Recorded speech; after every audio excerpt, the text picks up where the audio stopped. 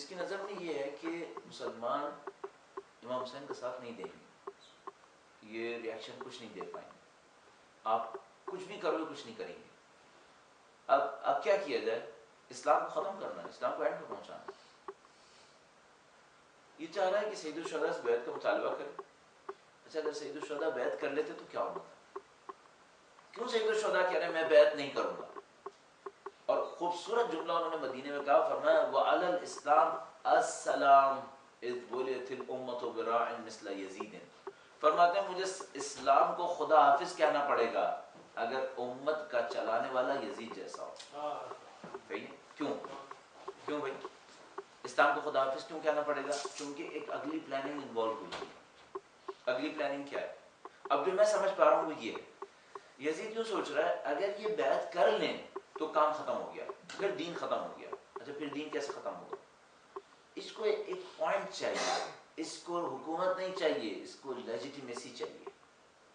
اس کو ہم کہتے ہیں مشروعیت۔ پولیٹیکل سائنسز کے ڈسکشنز میں مین ٹاپک لیجیٹیمیسی ہے۔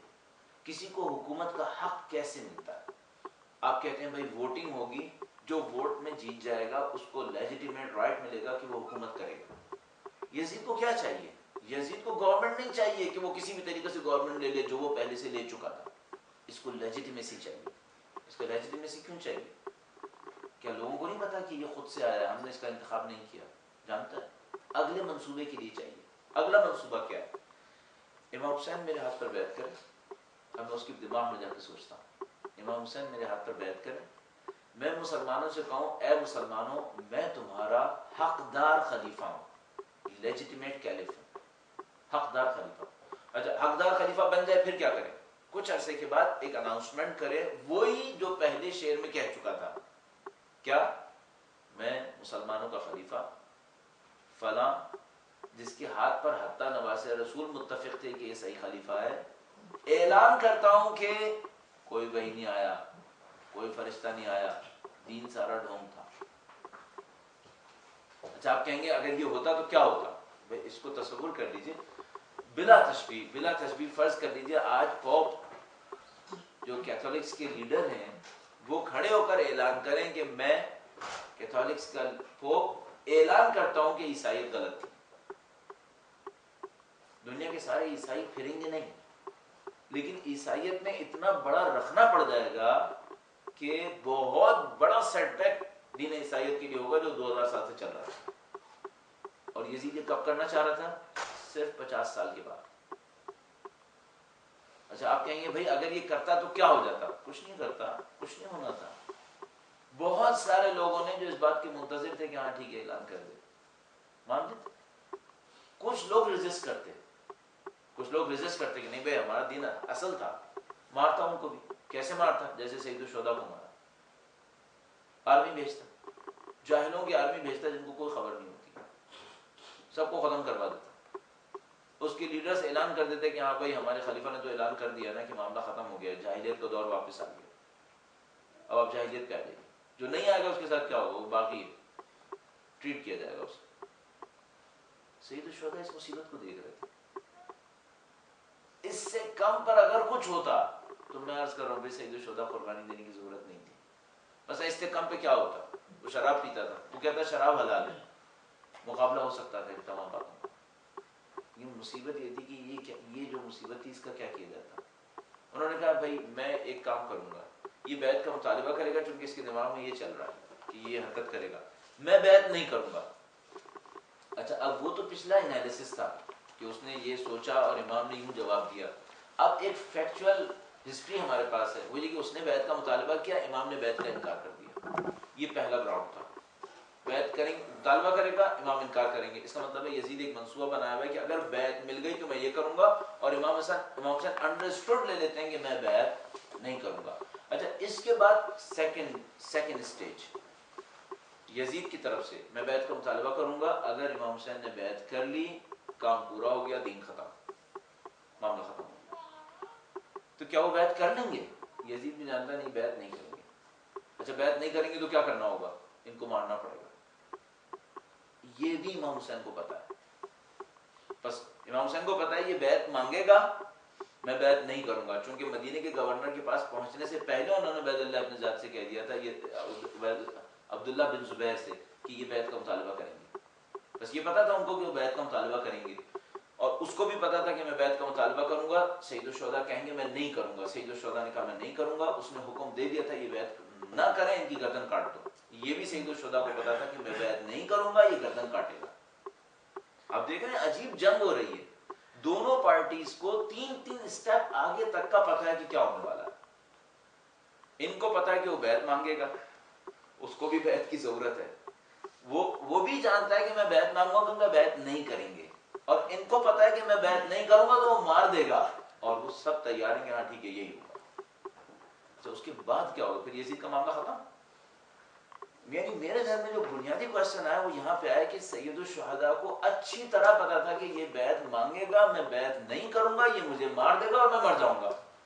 اب کیا کریں گے؟ پھر آپ دونوں طرف سے کوشچن کرنا پڑے گا، بھائی اب تم کیا کرو گے اور اب آپ کیا کریں گے؟ تم کیوں؟ یزید کیا کرے گا؟ کیوں؟ تو بھائی تمہاری اسکیم تھی نا دنیا اسلام کو ختم کرنا، تم اپنی اسکیم پہ عمل کیسے کرو گے جب تم سید الشہداء کو مار دو گے؟ اور سید الشہداء سے پوچھنا پڑے گا کہ بھائی آپ کی اسکیم تھی اسلام کو بچانے کا، اگر آپ شہید ہو جائیں گے تو آپ اسلام بچائیں گے کیسے؟ عجیب جنگ ہے واقعہ، یہ واقعہ ایک تاریخی جنگ ہے. یعنی جب میں اس کو اس ڈائمینشن سے دیکھتا ہوں تو مجھے ان بعض اوقات جاپنیز کمانڈرز کی جنگ نظر آ جاتی ہے جو شنگنز مشہور تھے، اور میں واقعا تعجب سے دیکھتا ہوں بہت ہوشیاری سے دو طرف جنگ لڑ رہے تھے. یعنی یہ اس کے بالکل اگینسٹ ہے جو ہم یزید کے بارے میں سوچتے ہیں کہ بیوقوف آدمی تھا، جو عبیداللہ ابن زیاد کے بارے میں سوچتے ہیں بیوقوف آدمی تھا. نہیں، بیوقوف نہیں تھے، اپنی جنگ میں بالکل کلیئر تھے، اپنے آبجیکٹیوز ٹارگیٹس کو اچیو کرنے میں بالکل اسٹریٹ فارورڈ تھے. اب اگلا حصہ اور کمپلیکیٹڈ ہے. بھائی یزید تیرا ارادہ ہے اسلام کو ختم کرنے کا، تو مطالبہ کرے گا، وہ بیعت نہیں کریں گے، وہ شہید ہو جائیں گے، اب تو کیا کرے گا؟ اب ایک بہت نازک نقطہ ہے، اس سے وہ ہمارا وہ والا کوسچن سالو ہوا کہ بازاروں میں کیوں لے کے آیا. دیکھیں تم مطالبہ کرو گے، یزید سے کہہ رہے ہیں ہم کہ تم مطالبہ کرو گے کہ وہ بیعت کریں، بیعت نہیں کریں گے، تم انہیں مارو گے؟ کہتے ہیں ہاں میں ماروں گا. اچھا مارو گے تو اس کے بعد پھر کیا ہوگا؟ اسلام کیسے ڈوبے گا؟ کہتا ہے میں ایک ایسا کام کروں گا لوگوں کے ذہن میں شک آ جائے گا کہ خدا ہے بھی یا نہیں. اب یزید کی اسٹریٹجی، یزید کی حکمت عملی کہہ رہا ہے یہ تو میں مار تو میں لوں گا، لیکن گیم یہاں ختم نہیں ہوگا، کیونکہ وہ مر جائیں گے، شہید ہو جائیں گے. شہید ہو جائیں گے تو اور طاقت پکڑیں گے لوگ. اب ایک ایسا کام کرے گا یہ شیطانی دماغ کہ سید الشہداء شہید بھی ہوں اور لوگ شک کریں کہ خدا ہے یا نہیں ہے. اچھا یہ کیسے کرے گا؟ تو کہہ رہے یہ تو بہت ہی آسان، اتنا ظلم کروں گا، اتنا ظلم کروں گا، اتنی بے احترامی کروں گا، اتنی بے احترامی کروں گا کہ لوگ چلا اٹھیں گے، کہیں گے اگر خدا ہوتا تو حسین کا ساتھ دے دیتا. یہ اس کی اسٹریٹجی ہے. اب کلیئر ہوتا ہے کہ لاشیں کیوں پامال کی، پانی کیوں روکا. آپ ان ہیومینٹی کی انتہا دیکھ رہے ہیں. بھائی تجھے جنگ کرنی ہے تو پانی کیوں روک رہا ہے؟ یہ تو کسی دین مذہب نے نہیں سکھایا، کسی انسانیت میں نہیں ہے پانی روکے. وہ بھی پانی روک رہا ہے نواز رسول کا. تو یہ تو بات سمجھ میں نہیں آتی نا، یہ کیوں کر رہا ہے یہ ساری حرکتیں. اب دیکھیں میں اس کے ان ہیومن ایکٹیویٹیز کو گنواتا ہوں. سب سے پہلے تو اس نے کربلا میں رک کے آ کے پانی روک لیا، جو بات سمجھ میں نہیں آتی. جبکہ سید الشہداء جب گھر کے لشکر کے سامنے پہنچے تو اس کو پانی پلایا تھا، اس کا پانی نہیں روکا تھا. اللہ کے رسول نے یہودیوں کا پانی نہیں روکا تھا. یہودی قلعے کے اندر تھے، مسلمانوں نے قلعے کا محاصرہ کیا ہوا تھا. اللہ کے رسول کے بعد اصحاب نے کہا کہ اے اللہ کے رسول ان یہودیوں کا پانی روک دیجیے، وہ خود ہی باہر آئیں گے. اللہ کے رسول نے فرمایا کہ نہیں، ہم انسانوں کا پانی نہیں روکتے، پانی نہیں روکیں گے. تو بھائی پانی تو کوئی نہیں روکتا تھا، تو نے پانی کیوں روکا؟ اور تجھے نہیں پتا تھا جب دنیا سنے گی کہ پانی روکا تھا تو دنیا تجھے ڈانٹے گی. کون سی دنیا میں انسان قبول کرے گا؟ میں اور آپ 1400 سال کے بعد قبول نہیں کر پا رہے کہ پانی روکنے کا فیصلہ صحیح تھا. ہم اور آپ آج کسی آرمی میں اتریں گے تو کسی کا پانی نہیں روکیں گے یار. تو اس کو بھی پتا تھا کہ میں پانی روکوں گا، لوگ فیصلہ قبول نہیں کریں گے. لیکن ہدف کیا ہے؟ ہدف یہ اتنی بے احترامی کرو کہ لوگ کیا خدا ہے ہی نہیں، نعوذ باللہ تعالی. مثلا پانی روک دیا، ایک کام کیا. دوسرا مسئلہ، جتنے بھی سید الشہداء کے اطراف میں لوگ تھے سب کو بہترین طریقوں سے شہید کیا. ایک روایت بڑی عجیب ہے. سید الشہداء کے بیٹے علی اکبر شبیہ رسول مشہور تھے، رسول اللہ کی شبیہ تھے، چہرے میں، بولنے کے انداز میں، آواز میں، سب میں. روایت میں لکھا ہے, صحیح روایت میں, فَقَتَلُوهُ إِرْبًا إِرْبًا, ٹکڑے ٹکڑے کر کے مار ڈالا. شبیہ رسول کو, عزیزان محترم, میں نے اور آپ نے اللہ کے رسول کو نہیں دیکھا, لیکن اگر میرے اور آپ کے سامنے کوئی شبیہ رسول ہو جس کو ہم جانتے ہوں کہ یہ شبیہ رسول ہے, مارنا دور کی بات, ہم ہاتھ لگانے سے پہلے بھی ڈریں گے, یار اللہ کے رسول کی شبیہ ہے یار. میں آپ شبیہ رسول کی میں داستان تو عجیب میں کیا عرض کروں. مثلا فرض کیجیے یہ گلاس ہے, یہ پلاسٹک کا گلاس ہے, آپ اس پلاسٹک کو جانتے ہیں, لیکن اگر اسی پلاسٹک کے گلاس سے میں مسجد نبوی بناؤں, مسجد نبوی کی کاپی بناؤں, اور آپ سے کہوں اس پہ جوتا رکھ کے پامال کریں, نعوذ باللہ تعالی, آپ جرأت نہیں کر پائیں گے, کم سے کم میں جرأت نہیں کروں گا. لاکھ کوئی مجھ سے کہے بھائی یہ پلاسٹک کا ہے, میں کہوں گا بھائی یہ صحیح ہے کہ پلاسٹک کا ہے, لیکن یہ شبیہ ہے اللہ کے رسول کی مسجد کی, میرے اندر جرأت نہیں, میں نہیں کر سکتا اس کام. گرچہ پلاسٹک کا ہے, تم ہی نے بنایا, مجھے معلوم ہے تم نے بنایا ہے, لیکن اس کی شباہت اس کو ایک بہرحال رسپیکٹ دے رہی ہے, ہم نہیں کر سکتے. میں کروں گا, آپ میرے ہاتھ پکڑ لیں گے کہ یہ کیا ہے, کیوں ہم نے اور آپ نے اعتراض کیا نیو یارک کے اندر خانہ کعبہ کی شکل کا ایک آدمی نے مثلا فلاں چیز بنائی ہے, شیپ تو رجسٹرڈ نہیں ہوتی ہے, لیکن ہم نے کہا نہیں بھائی, ہمیں یہ شیپ مقدس لگتی ہے, آپ کو حق نہیں ہے کہ آپ اس طرح سے ہماری شیپ کا مذاق کریں. شبیہ رسول کو قتلوہ اربا اربا, شمشیروں سے ٹکڑے ٹکڑے کیا, کیوں؟ ایک شمشیر مارنا کافی نہیں تھی شبیہ رسول کو قتل کرنے کے لیے, شہید کرنے کے لیے کافی تھی. امام حسن مجتبیٰ کے بیٹے کو, لاشے کو گھوڑوں سے زندہ زندہ پامال کیا. ہمارے پاس روایت موجود ہے کہ جب اس فرزند نے چیخنا شروع کیا کہ اے امو جان, اے چچا میری مدد کو آئیے, کیونکہ یتیم تھے, امام حسن مجتبیٰ کے بیٹے تھے, تو سید الشہداء بار بار لپکتے تھے کہ اپنے بھتیجے کو کسی طریقے سے بچائیں, دیکھا نہیں بچا سکتے, بار بار ان کے اوپر گھوڑے دوڑتے تھے. اور سید الشہداء جب وہ پہنچے تو کہنے لگے کہ میرے بھتیجے, میرے لیے کتنا سخت ہے جو جب تو بلائے تو میں آ نہ سکوں, اور جب میں آؤں تو تیرے لیے کوئی فائدہ نہیں رہا. یہ سب کیوں کیا ان لوگوں نے؟ چلو یہ کہو. اس کے بعد جب شہید کر لیا, ایک تو شہید کرنے کے اندر جو انہیومینٹی دکھائی, بھائی تم ایک انسان کے اوپر کتنے انسان مارنا چاہتے ہو؟ سید الشہداء کے جسم کے اوپر 300 سے زیادہ زخم لگا. اس کے بعد جب گر گئے زمین کے اوپر تو وہ شمس جو ہے وہ ان کی کمر کے اوپر بیٹھا اور گردن کے پیچھے سے گردن کاٹی. یار کوئی عقل میں آتی والی بات ہو کہ بھائی یہ کیا ہو رہا ہے یہاں پر. اس کے بعد گردن نہ صرف یہ کہ کاٹ دیا اور مار دیا, گردن کو بالکل علیحدہ کرنے کے بعد نیزے کے اوپر سجا کے جشن منایا.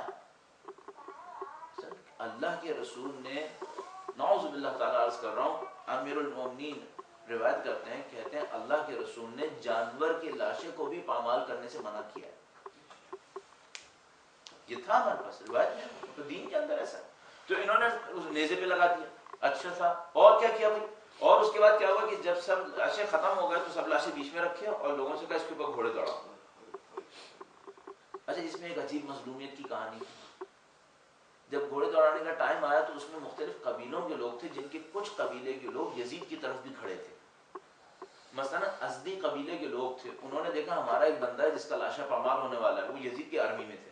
وہ کھڑے ہو گئے, انہوں نے کہا بھائی دیکھو تم سب لوگ دوسروں کے لاشیں پامال کرو, ازدی قبیلے کا بندہ ہے, یہ ہمارا نیچے پڑا ہے, اس کا لاش ہے, اس کی لاشوں کو پامال نہیں ہونے دیں گے, اس کو اٹھا لیں گے.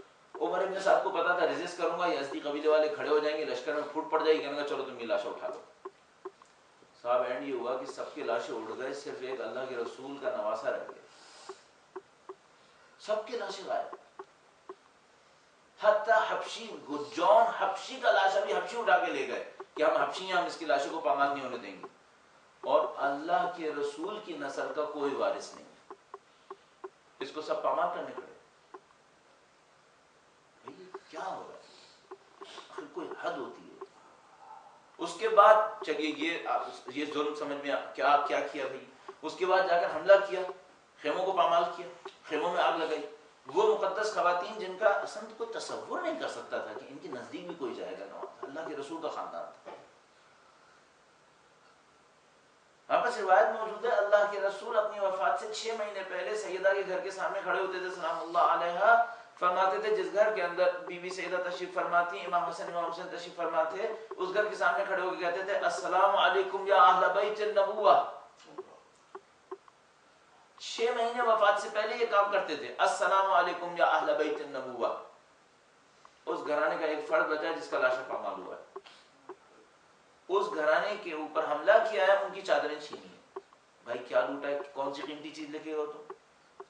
حتیٰ اگر مجھ سے کوئی یہ کہتا نا ان کے خیموں کے اندر سونا چاندی تھا جس کو لوٹنے کے لیے وہ بدبخت آئے تھے، تو پھر بھی سوچتا ہے انسان کہ یار لوٹنا ہی تھا تو اللہ کے رسول کا گھرانہ ہی رہ گیا تھا.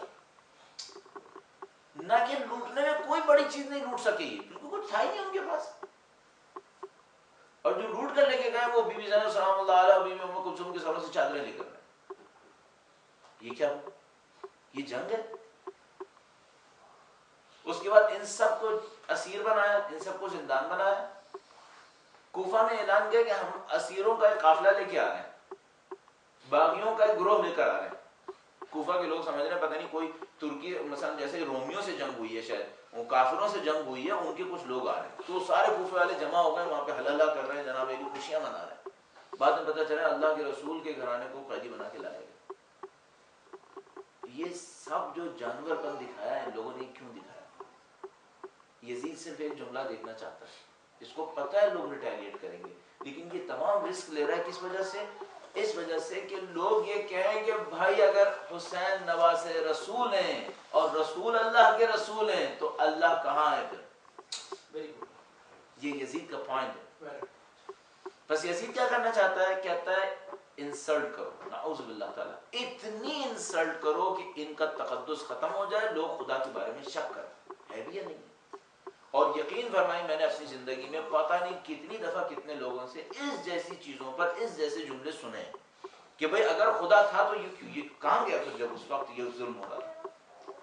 جب خدا تھا تو یہ کیوں ہوا؟ جب خدا تھا تو یہ کیوں ہوا؟ تو یزید جانتا ہے ان کی مینٹالٹی کیا ہے.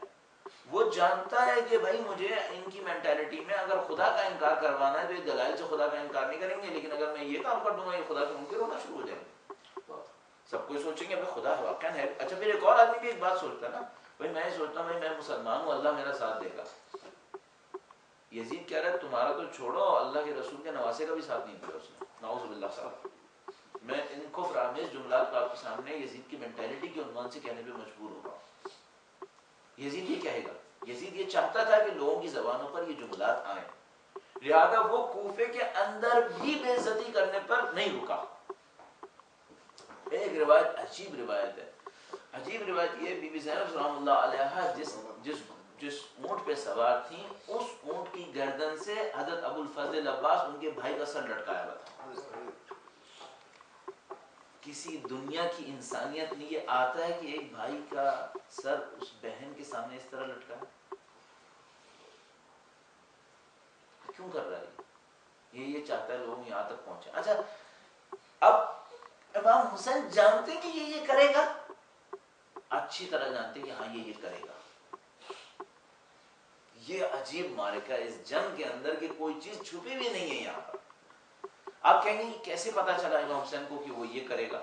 اس کی وجہ یہ کہ اس سے پہلے بھی سید الشہداء جانتے تھے کہ میرے والد کے بعض ماننے والوں کے سر نیزے پہ گئے تھے. میرے والد کے بعض ماننے والوں کے سر نیزے پہ گئے تھے. 40 ہجرہ سے لے کے 60 ہجرہ تک کچھ لوگوں کے سر نیزوں کے اوپر گھومے تھے. سید الشہداء جانتے تھے میرا سر بھی جائے گا. رپورٹس بہت زیادہ تھی ان کے پاس. میں آپ کو ایک رپورٹ عرض کروں. عبداللہ بن زبیر، عبداللہ بن عمر، یہ دونوں اس وقت سید الشہداء کے ساتھ تھے، یعنی جو اپوز کر رہے تھے یزید کو. عبداللہ بن عمر بھی اپوز کر رہے تھے، عبداللہ بن زبیر بھی مخالفت کر رہے تھے. اچھا اتفاقاً یہ تینوں مکہ میں جمع تھے، یہ تینوں مکہ میں جمع تھے. ایک موقع پر عبداللہ بن زبیر امام حسین سے ملنے کے لیے مکہ میں آئے اور امام حسین سے کہا کہ میں نے آپ کے نانا سے ایک روایت سنی ہے. امام حسین نے فرمایا بولو. انہوں نے کہا کہ میں نے آپ کے نانا سے ایک روایت سنی ہے کہ میرا ایک بیٹا کوفہ کے نزدیک بھیڑ کی طرح ذبح کر دیا جائے گا. انہوں نے کہا کہ مجھے ڈر یہ ہے کہ یہ آپ ہی ہیں، مجھے ڈر ہے کہ یہ آپ ہی ہیں. امام حسین نے عجیب جواب دیا، کہا تم ہمارے خاندان کے نہیں ہو، تم نے سنا ہے، اور ہم ان کے نواسے ہم نے نہیں سنا. تم یہ سمجھ رہے ہو ہمیں یہ روایت نہیں بتا رہے ہو؟ ہمیں نہیں پتا کہ ہمارا کیا ہونا؟ اچھی طرح جانتے ہیں کہ کیا ہونا ہے. بھائی تم تو باہر کے آدمی ہو نا, تم نے تو اللہ کے رسول کے ساتھ کتنا ٹائم گزارا, میرے تو گھر میں ہے وہ, مجھے نہیں بتائیں گے کہ میرا کیا ہونے والا ہے؟ میں جانتا ہوں میرے ساتھ کیا ہونے والا ہے. عبداللہ بن عباس نے بھی یہی کہا تھا, فرمایا کہنے لگے کہ مجھے لگتا ہے کہ آپ وہاں جا کے شہید ہوں گے. فرمایا چچا جان میں جانتا ہوں, آپ کی ہمدردی کا شکریہ, آپ کے اچھے مشورے کا شکریہ, لیکن میں جانتا ہوں. تو وہ پہلے سے جانتے تھے کہ یہ ہونا ہے. اور عرض کروں, شہادت سے چند دن پہلے جب مکے سے کربلا کی طرف جا رہے تھے تو راستے میں ایک موقع کے اوپر فرمایا انا للہ و انا الیہ راجعون. حضرت علی اکبر ان کے جوان بیٹے 7 سال کے نزدیک آئے, کہنے کہ بابا آپ نے گھر میں استرجاع پڑھا؟ فرمایا ہاں. فرمایا کیوں؟ کہنے کہ میں نے دیکھا ہے کہ میں کربلا میں ہوں, میں کربلا کی زمین میں ہوں اور بھیڑیے میرے جسم سے نوچ رہا. ایک روایت میں لکھا ہے کتے میرے جسم سے نوچ رہے ہیں, ایک روایت میں لکھا ہے بھیڑیے نوچ رہے ہیں. ممکن ہے 2 خواب دیکھے. ایک چیز جانتے تھے کہ یہ تو ہوگا. اچھا اب اس کا مقابلہ کیسے کریں گے؟ بھائی وہ بیعت مانگے گا, بیعت نہیں کریں گے, چلیے آپ کے ہاتھ میں ہے.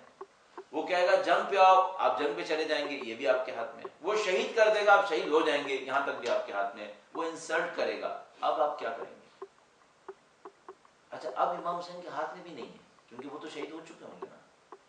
اب کس کے ہاتھ میں ہے؟ اب امام زین العابدین کے ہاتھ میں ہے, اب بی بی زینب کے ہاتھ میں, اور باقی بچ جانے والی عورتوں اور بچوں کے ہاتھ میں. یہاں سے سید الشہداء کی حکمت عملی کا ایک اور حصہ شروع ہوتا ہے. ان کے سامنے ایک قانون ہے, ان اللہ مع الصابرین, اللہ صبر کرنے والوں کے ساتھ. ان تنصر اللہ ینصرکم, اگر تم اللہ کی نصرت کرو گے اللہ تمہاری نصرت کرے گا. سید الشہداء قرآن کے ناطق کلام, وہ جانتے ہیں جو قرآن کہتا ہے وہ حق ہے. ان کو بتائیں یہ تو میرے ساتھ یہ سب کرے گا, لیکن میرے پاس بھی ایک جواب ہے. وہ کیا؟ میں اور میری اولاد صبر کرے گی اور خدا ساتھ دے گا, اور خدا کبھی بھی اپنے دین کو گمراہی میں نہیں جانے دے گا. یزید کا پلان یہ ہے نا کہ بھائی لوگ یہ کہیں گے خدا نہیں ہے. سید الشہداء جانتے ہیں کہ بھائی خدا کیسے خاموش رہے گا کہ وہ دیکھتا رہے کہ ایک یزید جیسا آیا دین کو گمراہ کر رہا ہے, لوگ گمراہ ہو رہے ہیں, اور خدا کچھ نہیں کرے گا. کیوں نہیں کرے گا؟ خدا رد عمل دکھائے گا. اچھا کیا آپ کی شہادت سے پہلے رد عمل دکھائے گا؟ سید الشہداء جانتے نہیں میں شہید ہو جاؤں گا, آپ کے بچے بچ جائیں گے. اصلا اپنی بہن کو بار بار کہتے تھے بہن تم نے اسیر بننا ہے. عجیب روایت ہے. پھر میں عبداللہ بن عباس کی روایت پہ آتا ہوں. مدینے میں عبداللہ بن عباس جب ان کے پاس آیا اور کہا کہ آپ یمن چلے جائیں, کہا میں نہیں جا سکتا, اللہ کے نبی نے مجھ سے کچھ وعدے لیے ہیں, میں ان وعدوں کو پورا کروں گا. تو انہوں نے نہیں اصرار کیا کہ اللہ کے نبی نے کیا وعدہ کیا. عبداللہ بن عباس نے کہا ٹھیک ہے, آپ شہید ہونا چاہتے ہیں شہید ہو, آپ نے اللہ کے نبی سے وعدے کیے ہیں, وعدوں کو پورا کریں. بچوں کو کیوں لے کے جا رہے ہیں, عورتوں کو کیوں لے کے جاتے ہیں؟ عبداللہ بن عباس سے جواب میں کہا, عبداللہ بن عباس سے, کب کی بات کر رہا ہوں میں, شعبان کے مہینے میں, رجب اور شعبان میں, رجب میں کہا اللہ نے ان کو اسیر دیکھنا پسند کیا ہے, اللہ چاہتا ہے کہ یہ اسیر بن جائے. اس کا مطلب ہے ان کو سب پتا ہے, تو سب پتا ہے کیا ہونے والا ہے. بی بی زینب کو سب پتا تھا کیا ہونے والا ہے. اس جنگ کے اندر خوبصورتی یہ ہے کہ یہاں ان کو پتا ہے کہ کیا ہونے والا ہے. عجیب جنگ تھی. بس سید الشہداء کو یہ بھی پتا تھا کہ ہمارے ساتھ کیا کرے گا. سید الشہداء کو یہ بھی پتا تھا میری بہن اسیر ہوں گی, سب کچھ ہوگا. ان کو ایک اور بات بھی پتا تھی, مجھے اور میری بہن کو سیدہ اور علی نے پالا ہے, یہ صبر کر لیں گے. ان کو پورا اعتماد تھا اپنی بہن کے اوپر کہ یہ صابر ہے, یہ صبر کر لیں گے. ان کو پورا اعتماد تھا اپنے بیٹے کے اوپر کہ یہ سید صابرین ہے, یہ صبر کر لے گا. اگر ہم صبر کر لیں گے اللہ کی راہ میں, اللہ نصرت بھیج دے گا. کیسے بھیجے گا؟ سید الشہداء اللہ پہ چھوڑتے ہیں. جب شہید ہونے لگے تو آخری جملوں میں کہا رضن بقضائک, اے خدا جو تو حکم کرے میں اس پر راضی ہوں. تسلیما لامرک, تیرے امر کے سامنے میرا سر تسلیم ہے. لا معبود سوا، تیرے سوا کوئی عبادت کے قابل نہیں، یا غیاث المستغیثین، اے مصیبتوں میں پڑے رہنے والوں کی مدد کرنے والے. یہ جانتی سید الشہداء جانتے تھے ہم صبر کریں گے اللہ نصرت کرے گا. اللہ نصرت کیسے کی؟ اب یہاں پہ بہت کریٹیکل ایک اور عجیب پیغام میرے دماغ میں آتا ہے، میں آپ کی خدمت میں عرض کروں. میں کبھی کبھی سوچتا تھا اللہ نے نصرت بھیجنے میں دیر کیوں کی؟ پہلے کر دیتا نہ سید الشہداء شہید ہوتے، نہ یہ لاشیں پامال ہوتے، بھئی تھوڑی دیر پہلے نصرت بھیج دیتا. پھر میں غور کیا اس بات کے اوپر کہ اللہ اپنے نمائندوں کی نصرت بھیجتا کب ہے؟ تو میں اس کو ہسٹوریکلی دیکھنے کی کوشش کی قرآن کریم کے اندر. اس سے پہلے ایسا ہوا تھا کہ نمرود کو جب ظلم کا احساس بہت بڑھ گیا تو اس نے حضرت ابراہیم کو آگ میں ڈلوا دیا. اچھا میں اس واقعے کے اوپر پھر غور کرنے لگا. میرے نزدیک سید الشہداء اللہ کا ایک نمائندہ ہے، جس طرح حضرت موسیٰ علیہ السلام اللہ کے نمائندے ہیں، حضرت عیسیٰ علیہ السلام اللہ کے نمائندے ہیں، جس طرح حضرت ابراہیم علیہ السلام اللہ کے نمائندے ہیں. میرے نزدیک وہ اللہ کے ایک نمائندے ہیں. ہاں ٹھیک ہے، نبی نہیں ہے. تو میں سوچنے لگا اللہ اپنے نمائندوں کی نصرت کرتا کس قانون کے تحت؟ کوئی قانون تو ہوگا یہاں پہ، بلا قانون نہیں ہونا چاہیے. اللہ کے ہر قانون کام میں حکمت ہوتی ہے. تو میں نے اس پہ غور کیا کہ اللہ نے حضرت ابراہیم کی نصرت میں کتنی دیر لگائی. تو میں سوچتا تھا مثلا فرعون لکڑیاں جمع کر رہا تھا نا، خدا تمام جنگلوں میں آگ لگا دیتا، لکڑیاں ہی نہ چھوڑتا کہ وہ لکڑیاں جمع کرے. اس نے لکڑیاں ساری جمع کی تھی، اللہ اس دن بارش برسا دیتا، آگ ہی نہ لگتی. اس نے لوگوں کو بلایا تھا کہ اے لوگوں سب لوگ جمع ہونا، ہم تماشا دیکھیں گے ابراہیم کے جلنے کا. نعوذ باللہ تعالی. خدا متعال اس دن ایسی آندھی چلا تو لوگ آ ہی نہ سکتے. حضرت ابراہیم کو پتہ نہیں کتنے فاصلے سے کہتے ہیں منجنیق میں رکھ کے پھینکا، کیونکہ آگ بہت بڑی تھی، منجنیق توڑ دیتا. نہ جاتے حضرت ابراہیم، اللہ نے نہیں کیا. اچھا یہاں پہ قانون کیا ہے؟ آپ کو بہت وقت لے رہا ہوں، میں بہت تفصیل سے اللہم صلی علی محمد وآل محمد. بھائی میں کراچی میں جب کبھی رات دیر ہو جاتی ہے نا تو اپنے دوستوں سے کہتا ہوں بھائی میں بے روزگار ہوں، تم لوگ اپنی پرواہ میں تو بھائی سفر پہ نکلا ہوا ہوں، میرا تو کام ہی بولنا ہے. میرے نزدیک تو دیر سویر کا کوئی مسئلہ نہیں. آپ لوگ اپنا احساس خود کیجئے گا، آپ کو لگے کہ بھائی بس بہت ہو گیا تو پھر آپ مجھے اشارہ کر دے گا. ظاہر ہے یہ میری زندگی میں تو یہی موضوع ہے. میری زندگی میں اس سے بڑھ کے موضوع کیا ہو سکتا ہے؟ میں تو کام ہی یہی ہوں. تو میں نے اس کے اوپر غور کرنا شروع کیا کہ اللہ اپنی نمائندوں کو، اللہ کے نمائندوں کو ہم حجت خدا کہتے ہیں. حجت یعنی اللہ کی دلیل.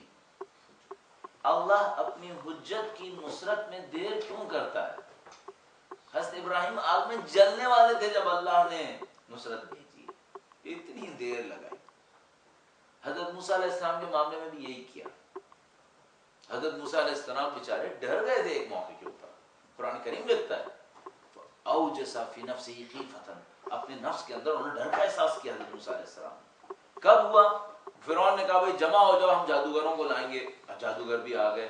حضرت موسیٰ علیہ السلام بیچارے تنہا کھڑے ہیں حضرت ہارون کے ساتھ مثال کے طور پر، اور انہوں نے اپنی لکڑیاں رسیاں پھینکی، اور وہ جو لکڑیاں رسیاں پھینکی تو ساری پبلک کہنے لگی بھائی یہ جادوگر تھے. حضرت موسیٰ علیہ السلام ڈر گئے اپنے اندر کہ پتہ نہیں بھائی یہ گمراہی کا بازار کہاں تک پہنچے گا. اللہ نے اپنے نبی سے کہا تم پھینکو. اے خدا اتنی دیر کیوں لگاتا ہے تو؟ اتنی دیر کا تیرا نمائندہ ہلنے لگتا ہے اپنے اندر کہ بھائی یہ کیا ہوگا یہاں پہ. اچھا کتنی دیر لگاتا ہے؟ حضرت عیسیٰ علیہ السلام کے معاملے میں اور دیر لگا دی. کہاں تک دیر لگائی؟ یہاں تک کہ انہوں نے سولی پہ چڑھا دیا. گرچہ حضرت عیسیٰ کو نہیں چڑھا سکے لیکن انہوں نے تو اپنی دانش میں سولی پہ چڑھا دیا تھا. اتنی دیر لگائی. رسول خدا کے معاملے میں کیا کیا؟ کفار نے منصوبہ بنایا کہ ہم ان کے گھر پہ حملہ کریں گے، شب ہجرت شہید کر دیں گے. ان کو کہا ٹھیک ہے تم کرو. وہ سب پہنچ گئے اللہ کے رسول کے بستر تک. بعد میں حضرت علی کو وہاں پہ پایا. اللہ کے رسول کو آپ چلے گئے. اتنی دیر کیوں لگاتا ہے خدا؟ جلدی جلدی کیوں نہیں بھیجتا؟ پھر مجھے ایک بات سمجھ میں آئی، بھائی جلدی وہ کرتا ہے جس کو کسی چیز کے ہاتھ سے نکلنے کا ڈر ہوتا ہے. اللہ کو کسی معاملے کے ہاتھ سے نکلنے کا کوئی ڈر نہیں ہے. تو وہ کیا کرتا ہے, وہ ظالموں سے کہتا ہے میں تمہیں مہلت دیتا ہوں, جو کرنا ہے کر, پھر دیکھو تم جیت سکتے ہو یا نہیں جیت سکتے. وَمَكَرُوا مَكْرًا وَمَكَرَ اللَّهُ مَكْرًا وَاللَّهُ خَيْرُ الْمَاكِرِينَ. انہوں نے اپنا مکر و فریب کیا, خدا نے اپنی تدبیر کی, اور خدا کی تدبیر سب سے اچھی تدبیر ہے. اب دیکھیے اچھی تدبیر کیسے کہتے ہیں, میں ایک پوائنٹ آپ کو اور عرض کروں گا. اچھی تدبیر اس کو کہتے ہیں. نمرود کے معاملے میں پبلک کس نے انوائٹ کی؟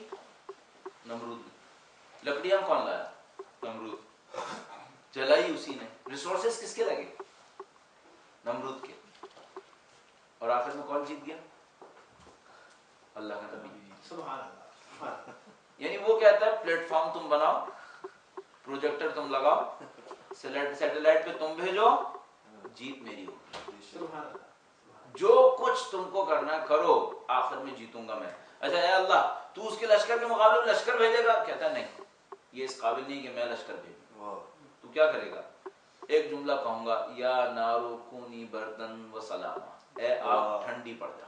سبحان اللہ. معاملہ ختم. فرشتوں کو لشکر بھیجا نیچے؟ نہیں. کیا کیا؟ آگ سے کہا کہ نہ بجھو, نہیں جلو. ابراہیم کو نہیں جلانا. معاملہ ختم. ارے بارش بھی نہیں بھیجی کہ تو تھوڑا سا پانی تو لگا دیتا ہے اس کام کو کرنے کے لیے. میں پانی بھی کیوں لگاؤں, اس کو کرنے دو, جو کرتا ہے کر لے. معاملہ میرے ہاتھ میں ہے, دیر کبھی نہیں ہے. اللہ دیر کو تو سوچتا ہی نہیں ہے. کہتا ہے سب معاملہ میرے ہاتھ میں, میں کیوں جلدی کروں. لہذا اپنے نمائندوں کا امتحان سخت لیتا ہے. حضرت ابراہیم کا کیا سخت امتحان دیا ہے. حضرت ابراہیم جب آگ میں جا رہے تھے تو اللہ کے نبی, اللہ کے فرشتے تک کہنے آئے اللہ خلیل الرحمان ہے, تیرا دوست ہے. فرمایا جاؤ تم لوگ جاؤ. حضرت جبرائیل آئے, حضرت ابراہیم سے کہا اے ابراہیم میں جبرائیل ہوں, میں آپ کی مدد کے لیے آیا. کہنے نہیں چاہیے. کیوں نہیں چاہیے؟ کہنے کہ کیا اللہ نہیں دیکھ رہا؟ اللہ دیکھ رہا ہے, تم سے کیوں مدد لوں؟ تمہیں کس نے طاقت دی میری مدد کرنے کی؟ اللہ نہیں دی ہے نا, وہ اللہ دیکھ رہا, خود مدد کرے گا. تم سے مدد کیوں لوں؟ عجیب بات. نمائندوں کا امتحان لیتا ہے اپنی حجتوں کا کہ یہ کتنے ثابت قدم. قرآن کریم فرماتا ہے بعض اوقات مصیبتیں ایسی آتی تھیں, اللہ کے نبی پکار اٹھتے تھے متی نصر اللہ, اے خدا تیری نصرت کہاں ہے. اولو العزم یہ نہیں کرتے. اولو العزم انبیاء صبر کرتے ہیں, اور اس لیے سید الشہداء وارث نبی یہ صبر وراثت میں لے کر آئے. تو حضرت ابراہیم نے صبر کیا, اللہ نے نصرت بھیج دی. ایک چھوٹا سا کام کیا, یا نار کونی بردن و سلاما, معاملہ ختم. حضرت موسیٰ علیہ السلام نے صبر کیا, اللہ نے ایک لاٹھی کو اژدہا بنایا, اتنا بڑا اژدہا بنایا کہ جتنے وہاں پہ اژدہا اور سانپ ٹہل رہے تھے سب کو کھا گیا. معاملہ ختم. حضرت عیسیٰ علیہ السلام کو سولی پہ چڑھایا, اللہ نے کہا میں فرشتے کچھ نہیں بھیج رہا ہوں. عیسیٰ سے کہا تم مسلمان پہ آ جاؤ. ختم. اللہ کے رسول کہیں پہ پھنس گئے, ان سے کہا کچھ نہیں آپ جائیے, ان کا کوئی پرواہ نہیں. ایک مٹھی خاک کی یوں پھینکی, معاملہ ختم. یہ اللہ ہمیشہ یہی کرتا ہے, لیکن اس دوران میں اپنی حجتوں کا امتحان لے لیتا ہے, یہ ثابت کرنے کے لیے کہ دیکھو اس کو جو اسٹیٹس دیا نا وہ اس کا حق تھا. یہ اس کا حق تھا, تم نہیں کر سکتے تھے, تمہارا تو پتہ نہیں کیا ہوگا. یہ ان کا حق ہے. بس کربلا حسین کی حسینیت کی عظمت کی نشانی ہے. کربلا ہمیں بتا دیا کہ بھائی حسین حسین ہے, کچھ اور کوئی اور اس کی جگہ نہیں آ سکتا. حسین حسین ابن فاطمہ, ابن علی مرتضیٰ, یہ حسین, یہ کربلا ایسی. اچھا اب ایک اور دیکھیں, آپ نے بیچ بیچ میں پوائنٹ دیکھا, اللہ اپنے ریسورسز نہیں لگاتا. گراؤنڈ ظالموں کا ہوتا ہے, جیتتا خود ہے. ظالموں سے کہتے تم گراؤنڈ لگاؤ. اب میں ایک بات سوچتا ہوں, خدا نے آخری جملہ میں اس سلسلے میں عرض کروں, خدا نے سید الشہداء کے معاملے میں مدد کیا کی؟ یہ گیم ٹرن کیسے ہوا سارا؟ میں معذرت کے ساتھ گیم کہہ رہا ہوں اس کو, چونکہ میرے انالیسس میں اس کا لفظ گیم تھا. اس کو کیوں کیسے ٹرن کیا خدا متعال نے؟ بہت آسان, انتظار کرتا رہا, دیکھتے میرا حجت کتنا صبر کرے گا. پانی نہیں دیا, صبر کیا. ہم لوگ سید الشہداء کے چاہنے والے ہیں واقعی. یعنی میں بہت دفعہ سوچتا ہوں کہ اسپیچ کے دوران نہیں رونا چاہیے, اسپیچ کے دوران نہیں رونا چاہیے, لیکن کیا کریں، بچپن سے بنے اسی پر، تو ہم لوگ کنٹرول نہیں کر سکتے. یعنی میں 10 دفعہ سوچتا ہوں کہ میں اسپیچ کے دوران اپنے اوپر کنٹرول رکھوں گا اور میں اپنی اسپیچ کو ڈسٹرب نہیں ہونے دوں گا، لیکن کیا کریں ہمارے ہاتھ میں نہیں ہے. اتنا صبر کیا کہ علی اصغر ان کے ہاتھ میں ذبح ہو گئے. عجیب داستان. حضرت ابراہیم جس نے آگ پہ گرنے میں صبر کیا تھا وہ بھی اپنے بچے کو ذبح کرنے لگے تو آنکھوں میں پٹی باندھ دی تھی کہ یہ منظر نہیں دیکھ سکتا، لیکن سید الشہداء نے پٹی نہیں باندھی. صبر کی داستان میں سید الشہداء کعبہ صبر، کعبۃ الصبر. سارے صابرین کو ان کے سامنے سر جھکانا پڑے گا اور صبر عجیب دکھا ہے. میں نے عرض کیا حضرت ابراہیم روایت قطعی روایات کے مطابق اپنی آنکھوں میں پٹی باندھنے میں مجبور ہو گئے تھے. سید الشہداء نے نہیں باندھا. حضرت علی اصغر کو لے کے ہاتھ میں کھڑا کیا، پتہ تھا تیر چلائے گا مضمون ہے، چلا دیا تھی، بچہ ذبح ہو گیا. بچے کی ذبح کی داستان عجیب ہے، میں اس کو بار بار عرض کرتا ہوں.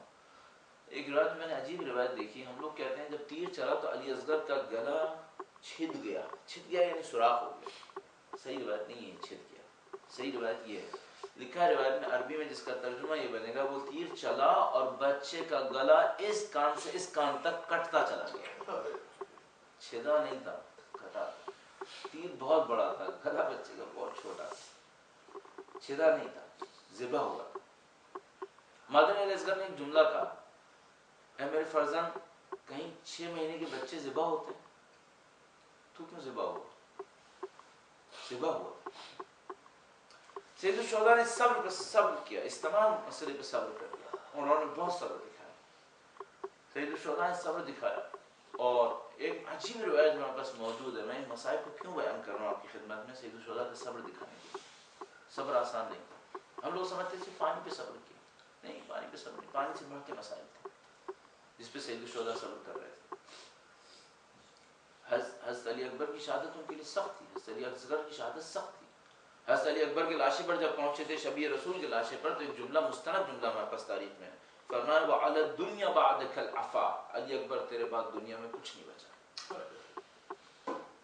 اپنے بھائی کو جب الوداع کیا اور وہ زمین پر گرے تو فرمایا تھا الآن انکسر ظہری، اب میری کمر ٹوٹ گئی. سید الشہداء نے بہت صبر کیا. سید الشہداء جب اپنے خاندان سے الوداع کرنے کے لیے آئے تو اپنے گھر والوں کو صرف ایک وصیت کی، صبر کرنا. ان کو بتا تھا صبر پہ خدا معجزے دکھائے گا. ان کے اہل بیت نے صبر کیا، نہیں گڑ گڑایا دشمن کے سامنے. اچھا یزید کیا سمجھ رہا تھا؟ یزید کے دماغ میں یہ تھا کہ ایک طرف سے میں ان کے اوپر ظلم کروں گا تو لوگ کہیں گے خدا ہوتا تو آتا، پھر دوسری طرف سے وہ کیا توقع کر رہا تھا، وہ بہت شیطانی دماغ تھا. وہ یہ سوچ رہا تھا جب ہم اتنے ظلم کر لیں گے نا تو علی کی بیٹی میرے قدموں میں گر جائے گی اور مجھ سے زندگی کی بھیک مانگے، نعوذ باللہ تعالی، کہ یہ میرے قدموں میں گرے اور مجھ سے کیا ہمیں زندہ چھوڑ. عبید اللہ ابن زیاد سوچا تھا میں ان کو اپنے دربار میں لا کے کھڑا کروں گا تو سید سجاد میرے سامنے گر جائیں گے علی کے بیٹے اور مجھ سے کہیں گے ہمیں زندہ چھوڑ. بی بی زینب سلام اللہ علیہا نے دربار عبید اللہ ابن زیاد کے اندر ایک جملہ فرمایا، مستند جملہ، وَمَا رَأَيْنَا إِلَّا جَمِيلًا، ہم نے حسن و خوبصورتی کے سوا اللہ سے کچھ نہیں دیکھا. ہم نے حسن دیکھا، خوبصورتی دیکھی. وَمَا رَأَيْنَا إِلَّا جَمِيلًا، جمیل تھا، جمال تھا سب کچھ. یہ توحید کی آخری بلندیاں ہونی چاہیے جہاں پر ایک خاتون اتنا کچھ قربان کرنے کے بعد اللہ پہ نہ صرف یہ کہ اعتراض نہیں کر رہی بلکہ وہ اللہ کے لیے کہہ رہی ہیں کہ جمیل تھا خدا کی طرف سے. وہ چاہتا تھا یہ لوگ کہیں کہ خدا کہاں ہے. آپ سمجھ رہے ہیں، اتنا ظلم کروں گا کہ اہل بیت کی خواتین پکاریں گی خدا کہاں ہے خدا کہاں ہے، تو لوگ کہیں گے واقعا خدا نہیں تھا، نعوذ باللہ تعالی. یہ میرے قدموں میں گر جائیں گے، میں زندگی کی بھیک مانگیں گے، نعوذ باللہ تعالی. انہوں نے نہ صرف یہ کہ نہیں کیا، خدا پہ ایمان رکھا، خدا کی دی ہوئی شہادتوں کو صبر کیا، اس کو جمیل کہا، اس کو جمال کہا، اللہ کی حمد و ثنا کرتے رہے. جب یہ سارے صبر کے امتحان نبٹ گئے اب اللہ نے نصرت دینی تھی. نصرت کیسے بھیجی؟ حسب طریقہ، کوئی دیر اللہ کے نزدیک دیر نہیں ہے. اس نے کرنے دیا. یزید سے کہا تو کر، ٹھیک کیا کرے گا. کوفے میں اعلان کیا اس نے کہ اسرا کا قافلہ آ رہا ہے، لوگ جمع ہو جاؤ. تاشے باجے لے کر آئے، جمع ہو گئے سب کے سب. سید الشہداء کا سر نیزے پہ لگا ہوا تھا، پتہ نہیں کتنے اور سر نیزے کے اوپر لگے ہوئے تھے، بچے پامال ہو رہے تھے. ایک عجیب عالم کے اندر اسرا کا قافلہ لے کے آیا. سید سجاد زنجیروں کے اندر جکڑے ہوئے تھے. جب یہ سب لوگ چیخ چلا رہے تھے، اچانک ایک بات ہو گئی. اچانک پورے مجمع کے اوپر ایسا لگا جیسے سکوت طاری ہو گیا. سید الشہداء کے کٹے ہوئے سر نے نیزے سے تلاوت کی، ان ام حسبت ان اصحاب الکهف والرقیم کانوا من آیاتنا عجبا. بار بار اس سر مقدس نے آیت قرآنی پڑھنا شروع کر دی. یہ تھا یا نار کونی بردن و سلام. سب پلٹ گیا.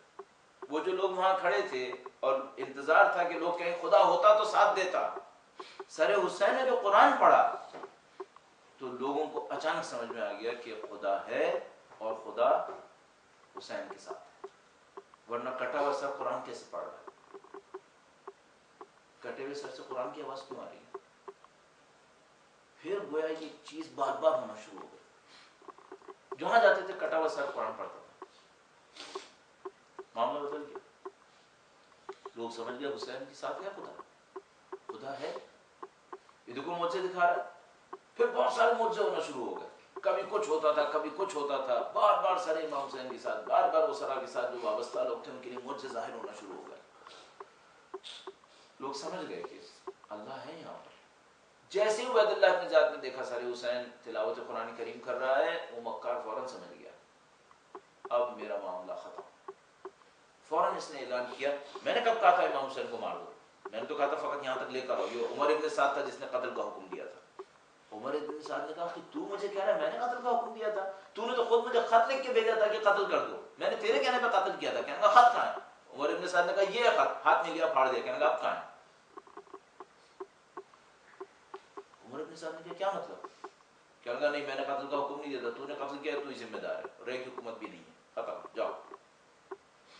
عمر ابن سعد دربار سے باہر آ کر کہنے لگا خسر الدنیا والآخرہ ذلک هو الخسران المبین. نہ دنیا میں لی نہ آخرت میں. اب ختم. یہ اس کا انجام ہے جو حجت خدا سے ٹکرائے گا، ذلیل ہوگا، ذلت اٹھائے گا. حجت خدا کی داستان بہت عجیب ہے.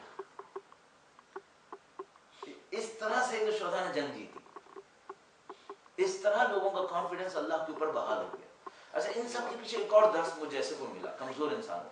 وہ کیا ملا؟ بھائی پہلے اللہ نے حضرت ابراہیم کا ساتھ دیا تھا، آگ کو ٹھنڈا کیا تھا. میں اگر اللہ کے کسی دشمن کے سامنے کھڑا ہوں تو کیا میں انتظار کروں کہ اللہ میرے لیے آگ کو ٹھنڈا کرے؟ میں ڈرتا رہوں گا، پتہ نہیں کرے گا تو کیا ہوگا. اچھا حضرت موسیٰ علیہ السلام کو ایک لاٹھی دے دی کہ وہ اژدہا بن جائے، مجھے لاٹھی دے گا؟ نہیں بات مجھے دے گا. کیوں دے گا؟ حضرت عیسیٰ علیہ السلام کو آسمان پہ بلایا تھا، میں اللہ کے دشمنوں کے سامنے کھڑا ہوں، مجھے سولی پہ چڑھا دوں، میں سمجھوں کہ مجھے آسمان پہ بلائے گا؟ کیا پتا، نہیں بلایا. سید الشہداء نے ہم جیسے کمزور انسانوں کو کہا کہ تم لاشیں بھی پامال ہو رہے ہیں، ہونے دینا، اللہ پھر بھی سنبھال لے گا. مت گھبرانا، تم ڈٹے رہنا، کیونکہ اللہ دیر کرتا ہے لیکن اندھیر نہیں کرتا، سنبھال لے گا. اللہ کے ہاتھ سے نہیں نکلتا معاملہ، قادر متعال ہے، سنبھال لیتا ہے. اس نے سید الشہداء نے اپنی شہادت سے کمزوروں کو مقابلے کا درس دے دیا. حسینیت، یہ حسینیت. اسلام زندہ ہوتا ہے کربلا کے بعد. چونکہ لوگ کربلا سے سیکھ لیتے ہیں کہ بھائی گھبراؤ نہیں، اکیلے بھی رہ جاؤ تو کچھ نہیں ہوگا، جیلوں میں جانا پڑے کچھ نہیں ہوگا، سر کٹانا پڑے کچھ نہیں ہو، لاشیں پامال ہو، گھر والے اسیر بنے کچھ نہیں ہوگا. خدا ہے، خدا سنبھالے گا، مت گھبراؤ. اس خاطر سید الشہداء کے نام پہ لوگ قربانی دیتے ہیں. ان کو پتہ ہے کہ بھائی وہ حسین کا ساتھ دیا تھا، سید الشہداء کا ساتھ دیا تھا، اللہ نے کنفرم ساتھ دیا تھا. اب گھبرانا کس بات کا؟ اس خاطر سید الشہداء کے نام میں طاقت ہے. اور یہی ہمارے لیے درس ہے. ظاہر ہوتا ڈرو نہیں، لا تخافوا ولا تحزنوا وانتم الاعلون. نہ خوف کھاؤ، نہ تمہارے دل کے اندر کوئی ڈر بیٹھے. انتم الاعلون، تم ہی بلند ہو. ان کنتم مؤمنین، اگر تم اللہ پہ ایمان رکھتے ہو. اللہ ہم پر حجت پوری کر گیا شہید الشہداء کے ذریعے. وہ کیا پوری کر گیا؟ مثلا میں اللہ سے کہوں گا اے اللہ میں تیرے دین کے لیے قربانی کیوں دوں؟ تو اللہ مجھ سے کہے گا کہ کیا تم حسین سے زیادہ قیمتی ہو؟ میں اللہ سے کہوں گا اے اللہ میں اپنے بچے کی قربانی کیوں دوں؟ تو اللہ کہے گا کہ کیا تمہارا بیٹا علی اکبر سے زیادہ قیمتی ہے؟ میں اللہ سے کہوں گا اے اللہ میرے گھر والوں کی عزت پامال ہو جائے گی اگر میں نے قربانی دی، میرا دشمن ان کو بازاروں میں لے آئے گا. اللہ کہے گا تمہاری گھر والوں کی عزت زینب بنت علی سے زیادہ ہے، انہوں نے قربانی دی، تم کیوں قربانی دیتے؟ حجت پوری کر دی اللہ نے کہ دیکھو میرے بندوں نے قربانی دی ہے، اور کتنی بڑی قربانی دی ہے، تم قربانی دو گے؟ ہم سر جھکانے مجبور ہیں سید الشہداء کے سامنے کہ ہاں قربانی دی، آپ نے دی ہے، آپ کے بچوں نے دی ہے، آپ کے گھر والوں نے دی ہے، اور ہم لوگ آپ کے سامنے حقیر ہیں، ہم لوگ آپ کے خاک پا بھی نہیں ہیں، ہم قربانی دیں گے. اور جب تک کوئی سید الشہداء کے نام پہ قربانی دے رہا ہے دین کہیں نہیں جائے گا، دین بلندی پائے. اور یہ دور اچھا دور ہے، یہ دور بہت اچھا دور ہے. آخر دور میں کیا ہونا ہے؟ آخر دور میں یہ ہونا ہے جس کے شیعہ سنی سب معتقد ہیں. وہ کیا معتقد ہیں؟ سب معتقد ہیں، سب کے پاس اتنی روایتیں کوئی انکار نہیں کر سکتا. کیا؟ سب معتقد ہیں کہ آخری دور میں اللہ کے رسول کی نسل سے ان کے ایک فرزند بنام امام مہدی تشریف لائیں گے، زمین کو عدل و انصاف سے بھر دیں گے. کیا یہ عقیدہ صرف شیعوں کا ہے؟ نہیں، اہل سنت کا بھی. مثلا وہ لوگ جو حجاز کے اندر ہیں آج کل، ان کا بھی عقیدہ ہے، ہاں سب کا عقیدہ. اچھا مدینہ یونیورسٹی سے فتویٰ جاری ہوا ہے کہ وہ کافر ہے جو مہدی کا انکار کرے، سب کا عقیدہ ہے. یہ ہوگا، ان کے فرزند آئیں گے، دنیا کو زمین کو عدل انصاف سے بھر دیں گے، یہ ہونا ہے. بس اعزاز محترم میں ایک بات سوچتا ہوں، ہمارے پاس بہت پرفخر ماضی ہے، ایک ایسا ماضی ہے جس پر ہمیں فخر ہے، سید الشہداء پہ ہمیں فخر ہے، اور ہمارے سامنے ایک خوبصورت مستقبل ہے جو امام مہدی کی صورت میں. ہم ایک خوبصورت ماضی اور ایک خوبصورت مستقبل کے درمیان کچھ ان دونوں کے چاہنے والے ہیں. ہم کیوں ڈریں؟ ہمارے پاس درس اچھا درس ہے، مستقبل اچھا مستقبل ہے، نا امیدی کس بات کی؟ اب تو سب کچھ ہے. اچھا اب اگر طاقت نہ بھی ہو تو ہمیں یہ پتا ہے بغیر طاقت کے بھی جنگ جیتی جا سکتی ہے. ہر طرح کی چیزیں ہم سے کہہ رہی ہیں، وسائل ہم سے کہہ رہے ہیں کہ آپ ہمت نہ ہاریں، وہ کرو جو اللہ کے بندوں کو کرنا چاہیے. خدا قبول کرتا ہے، خدا قتل کر دیتا ہے. بارہ تو آپ بڑے سکون سے سو گزر گیا. اور میں جب شروع کرنے والا تھا اور میں نے ان سے پوچھا نہیں تھا تو میں سوچا تھا 20 منٹ میں 25 منٹ میں اس کو کس طریقے سے میں وائنڈ اپ کر دوں گا. پھر انہوں نے کہا کہ نہیں آپ کے پاس 1 گھنٹے سے زیادہ ہے. تو میں سوچ رہا تھا کہ یہ منتظمین کو ابھی پتہ نہیں کہ پیچھے کیا ہونے والا ہے، تو ابھی یہ کہ 1 گھنٹہ تو خیال نہیں لیا جائے ورنہ ظلم ہو جائے گا. لیکن پھر آپ لوگوں نے کچھ ہمت دلائی، کچھ آپ لوگ سنتے رہے، اور میری بھی ہمت بن گئی. بر محمد و آل محمد صلوات. اللہم صلی علی محمد و آل محمد. سبحان اللہ. اور یہ جو ڈسکشن تھا وہ میں نے آپ کی خدمت میں منتقل کر دیا. اب یہ ہے کہ ظاہر ہے میں پھر کہہ رہا ہوں بہت ساری چیزیں ایسی ہو سکتی ہیں جو آپ قبول نہ کریں. آپ کہیں گے کہ نہیں کسی اور طرح ہو سکتا ہے. کس نے کہا کہ نہیں ہو سکتا؟ یہ تو ہمیں سمجھ میں آیا. صحیح، تو ہمیشہ گنجائش موجود ہوتی ہے ڈسکشن کی، ہمیشہ گنجائش موجود ہوتی ہے کوشچنس کی، اور ہمیشہ گنجائش موجود ہوتی ہے امپروومنٹ کی. اگر آپ کو کچھ نہیں قبول تو آپ نہ قبول کریں، اگر کچھ قبول ہے تو اس کو امپروو بھی کیا جا سکتا ہے، اس کو امپروو کریں. ایک بات مجھے سمجھ میں آئی ہے، یہ جو میں نے آپ کی خدمت میں یزید کی حکمت عملی اور سید الشہداء کی جوابی حکمت عملی بتائی، میں مطمئن ہوں کہ ایک طالب علم کے عنوان سے کہہ رہا ہوں کہ کسی کتاب میں ریفلیکٹ نہیں ہوئی. اس کا مطلب ہے اس کی امپروومنٹ کی بہت گنجائش ہونی چاہیے، اس کے اوپر بھی بہت گنجائش ہونی چاہیے کہ اس کے اوپر محنت کرنی چاہیے. تو ان ڈسکشنس کے اندر یہ فائنل نہیں ہے، ان میں بہت ساری چیزیں آگے بڑھیں گی، لیکن چند پوائنٹس ایسے ہیں کہ جو یونیک ٹائپ کے لگتے ہیں مجھے، تو ابھی ان کے اوپر کام کرنا چاہیے جو مجھے سمجھ میں آتا ہے. اور لہٰذا اگر آپ کے ذہن میں کوئی اس اعتبار سے پیشکش آتی ہے، سجیشن آتی ہے، یا آپ اس کو کچھ اور کرٹیسائز کرنا چاہتے ہیں، یا آپ اس کے بارے میں کچھ اور کہنا چاہتے ہیں، تو ہمارے ہر طریقے سے آپ تیار پائیں اور ہمیں اس پر خوشی رہے گی، اور اللہ سے مسلسل دعا کریں کہ علم ایک امانت ہوتی ہے، جب تک امن نہ ہو یہ امانت پوری نہیں ہوتی۔ خدا تعالیٰ قرآن کریم کے اندر ارشاد فرماتا ہے کہ ان لوگوں دیکھو، ان یہودیوں کو، کمثل الحمار یحمل اسفارا، ان کی مثال گدھوں کی طرح ہے جو کتابوں کو اپنے سر پہ لاتے ہوئے۔ علم امانت ہے جب تک عمل نہ ہو، عمل کے لیے علم اگر عمل کے ساتھ نہ ہو تو پھر کیا ہے؟ پھر فکری عیاشی ہے، فکر کی عیاشی، جیسے ایک انسان جسم کی عیاشی کرتا ہے، کوئی فکر کی عیاشی کرتا ہے۔ اچھا، آخر میں ایک نکتہ اور عرض کروں 2-4 منٹ کے اندر، وہ یہ کہ مسلمان نے ساتھ کیوں نہیں دیا تھا؟ یہ بات رہ گئی بیچ میں، کیونکہ مسلمان مادیات میں غرق ہو گئے، مسلمان نفس پرستی کے اندر غرق ہو گئے۔ جب شیطان کسی کے اوپر حملہ کرتا ہے تو 2 بنیادی ٹولز استعمال کرتا ہے، ایک لالچ اور ایک خوف۔ دونوں کا حل سید الشہداء کے پاس ہے، دونوں کا حل سید الشہداء کے پاس۔ سید الشہداء کے میسیجز میں سے ایک میسیج یہ ہے، دنیا سے لالچ مت کرو، دنیا سے لالچ کرو گے تم اللہ کے لیے مقابلہ نہیں کر سکتے، ایک بات۔ دوسری بات یہ، کسی چیز کا خوف مت کھاؤ۔ سید الشہداء کا جو درس ہے وہ کیا ہے؟ اس کو میں کہتا ہوں درس شہادت، شہید ہونے کے لیے تیار ہو۔ دیکھیں ایک بات بہت سادہ سی ہے، مثلا اس وقت میری جیب میں مثال کے طور پر کوئی پیسہ نہیں، فرض ہے ایک آدمی مجھ سے آتا ہے کہتا ہے بھائی سارے پیسے دے دو، تو میں کہوں گا بھائی میری جیب خالی میں پر دینے کے کچھ ہے۔ شیطان آپ کو خوف دلائے گا، یہ ہو جائے گا، یہ ہو جائے گا۔ اگر آپ مرنے کے لیے پہلے ہی تیار ہو، اب کیا خوف دلائے گا؟ جو قوم شہید ہونے کے لیے تیار ہو اسے کوئی نہیں ہرا سکتا۔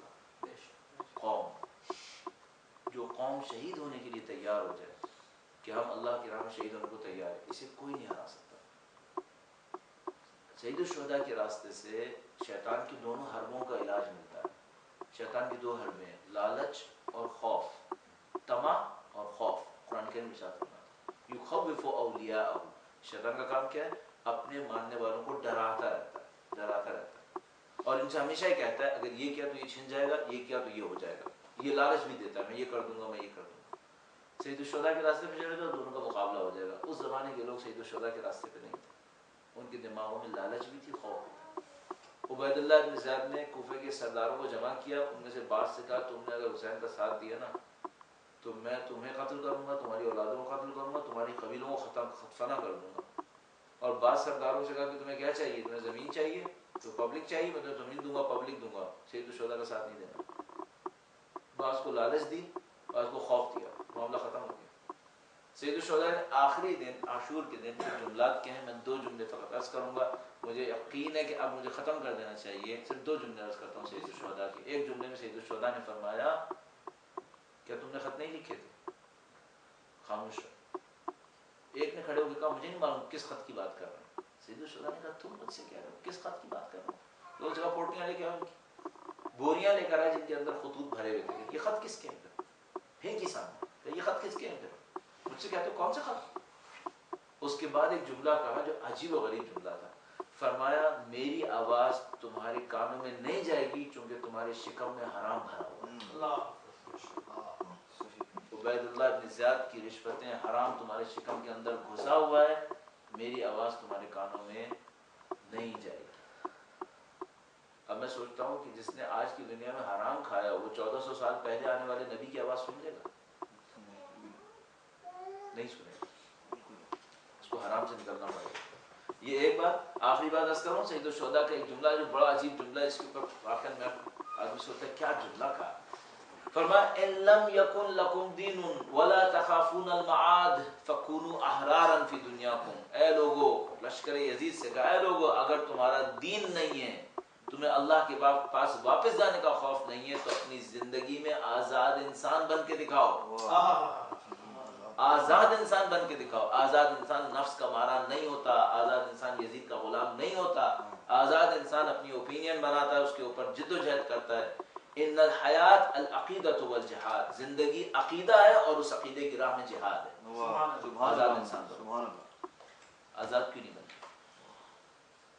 تو عزیزان محترم, آزاد بنیے, آزاد انسان بنیے. اپنی نفسانی خواہشات, اپنی ریپوٹیشنز, اپنی اسٹیٹس, اپنی ان چیزوں کی قید میں مت جائیے گا. آپ کو اللہ نے آزاد پیدا کیا ہے, آزاد زندگی گزاریں. ان سب چیزوں کو حاصل کریں اور ان سب کو قربان کرنے کے لیے تیار کریں, تاکہ اگر اللہ کے دین کے لیے کبھی ان سب چیزوں کو قربان کرنا پڑے تو آپ کے ذہن میں جھجک نہ آئے. آزاد رہیے. آزاد انسان ہر چیز سے آزاد ہے. ایسا نہیں کہ بچوں کو نہیں چاہتا, علی اکبر کو بہت چاہتے تھے, لیکن جب ضرورت پڑے تو آزاد ہے. پھر یہ بندش نہیں ہے.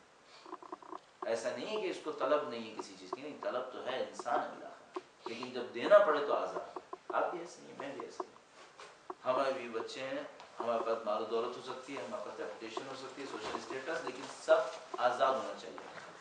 ضرورت پڑے قربان کریں. اس سے زیادہ آپ کو زحمت نہیں دوں گا. آپ نے بہت صبر و تحمل سے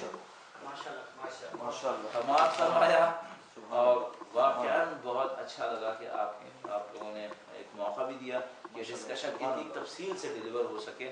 میں نے ان سے کہا تھا بھائی اس کو ریکارڈ کر لینا اللہ کے واسطے, ایسا نہ ہو میں 1.5-2 گھنٹے اپنا گلا خشک کروں اور اینڈ میں پتہ چلے کہ نہیں تم نے ریکارڈ نہیں کیا. اور تو میں نے 1.5-2 گھنٹے کوشچن آنسرس ملا کے سوچا تھا, ابھی تو میں خود اکیلا ہی بول گیا.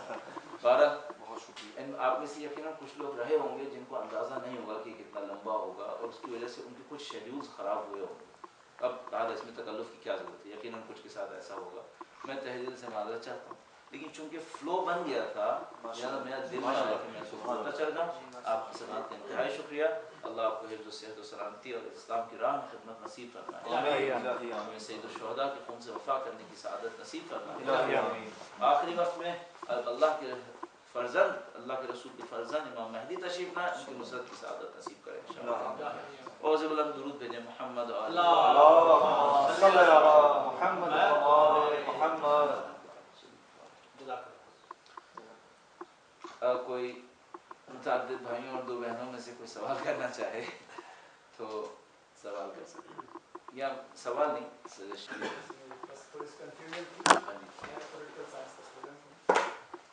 اللہ کو کہہ رہے ہیں مجھ سے بہتر کریں انشاءاللہ.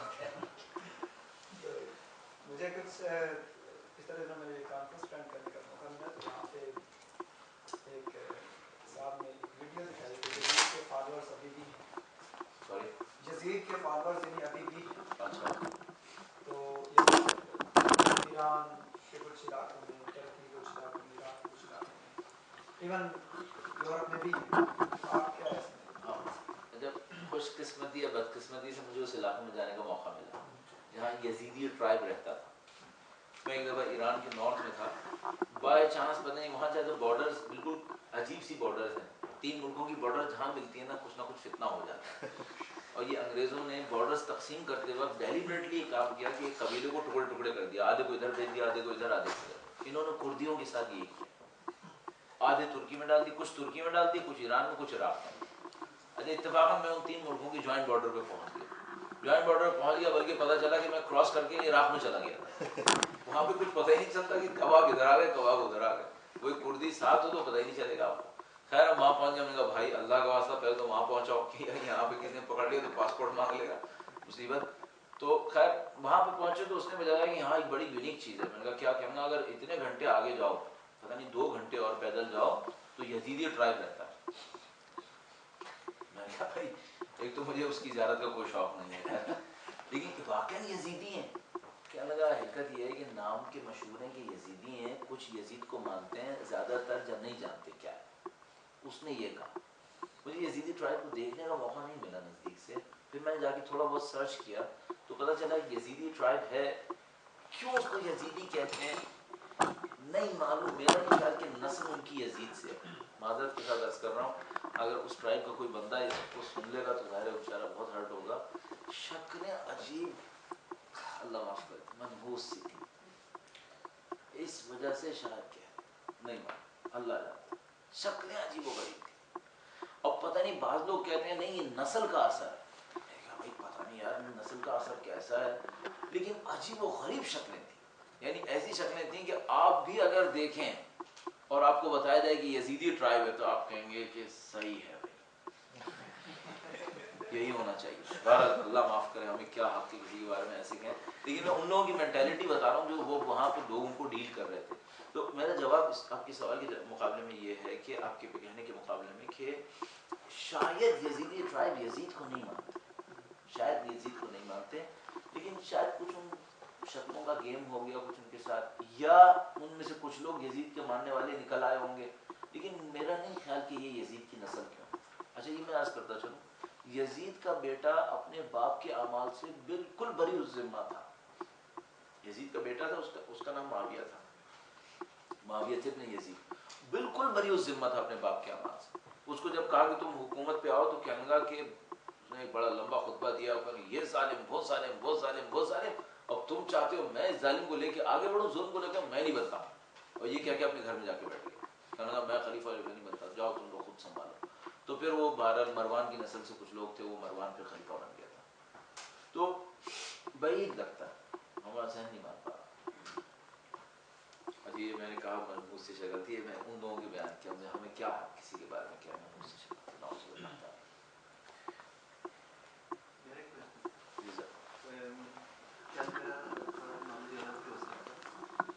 حضرت امام حسن کے بارے میں ہم نے سنا ہے کہ انہوں نے شاید یزید کے ہاتھ میں بیعت لی تھی اور انہوں نے اس طرح ریٹیلیٹ نہیں کیا یزید کے مقابلے میں جیسے حضرت امام حسین نے کیا.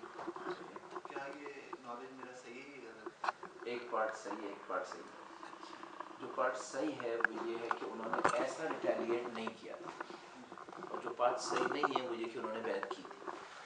اصلا دور یزید کا نہیں تھا، اس دور معاویہ بن ابی سفیان کا تھا. اور معاویہ بن ابی سفیان جب کوفہ میں داخل ہوئے تو انہوں نے کہا کہ بھئی صلح کرتے ہیں، آپ جنگ بند کر دیں، حکومت مجھے دے دیں. صلح نامے کے اندر صراحت سے لکھا تھا حکومت، نہ خلافت نہ امامت، کچھ نہیں، حکومت. کسی ایک جگہ بھی نہیں لکھا تھا آپ میرے ہاتھ پر بیعت کریں گے، نہیں، کہیں نہیں لکھا تھا. تو جب امیر شام داخل ہوئے کوفہ کے اندر، اس صلح نامے کے اوپر معاملہ ختم ہو گیا کہ امام حسن مجتبیٰ حکومت میرے حوالے کریں گے، اور ایک بلینک پیپر بھیج دیا تھا، کہا جتنی شرائط لکھنی ہے لکھ دو، پہلی شرط میری ہے، حکومت میری ہوگی، باقی آپ جتنی شرط لکھنا ہے لکھ دو. انہوں نے پوری شرائط لکھی، بعد میں کسی پہ بھی عمل نہیں ہوا. امیر شام جب داخل ہوئے تو انہوں نے بیعت کا مطالبہ نہیں کیا. کیونکہ بیعت کا مطالبہ نہیں کیا، امام حسن مجتبیٰ نے مقابلہ بھی نہیں کیا. میں آپ کو یقین سے کہہ رہا ہوں، یہ جو امیر شام نے لکھا تھا نا یزید کو کہ تم بیعت کا مطالبہ نہیں کرنا، وہ اسی وجہ سے تھا کہ اگر میں بھی حسن مجتبیٰ سے بیعت کا مطالبہ کرتا سلام اللہ علیہ سے تو وہ مقابلہ کرتے، وہ جان دے دیتے، بیعت نہ کرتے.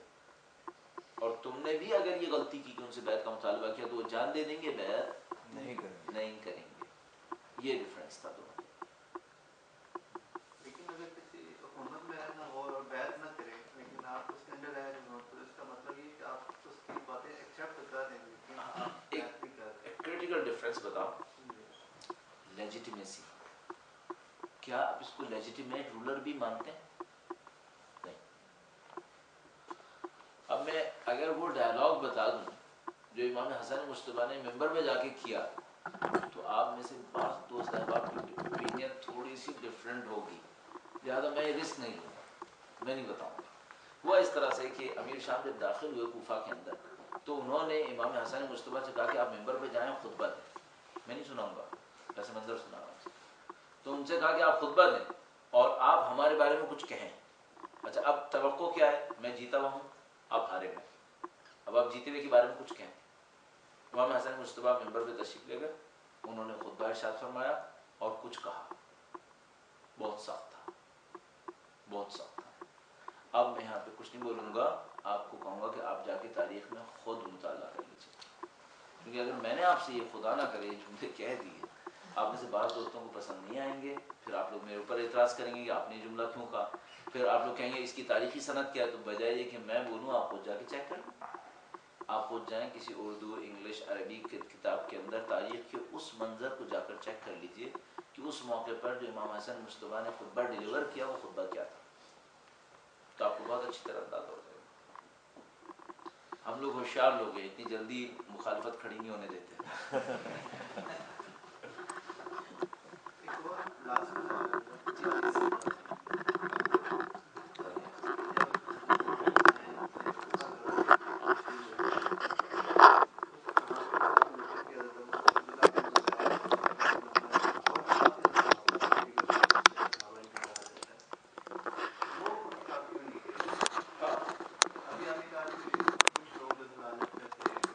کاٹتی ہیں بغیر سوچے سمجھے, مصیبتوں کے طوفان کھڑے کیے میں ایک دوسرے کے سامنے. تو برادر خدا کا واسطہ ایک دوسرے کو بولنے دو, رسپیکٹ فلی بولنے دو. ہاں کوئی بے احترامی نہ کرے کسی کو اجازت نہیں ہونی چاہیے کوئی کسی کی بے احترامی کرے, لیکن کم سے کم ایک آدمی کے اندر اوپینین ہے تو وہ رسپیکٹ فلی اس کو بتائے, دلائل کے ساتھ بتائے.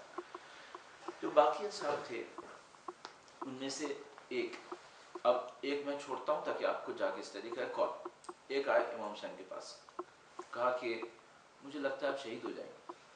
کہا میں جانتا ہوں. کہا کہ ہمارے لیے سخت ہے کہ آپ شہید ہو جائیں گے. کہا میں اللہ کی راہ میں شہید ہو جاؤں گا. کہا کہ اچھا تو پھر ایک کام کریں. انہوں نے کہا کیا؟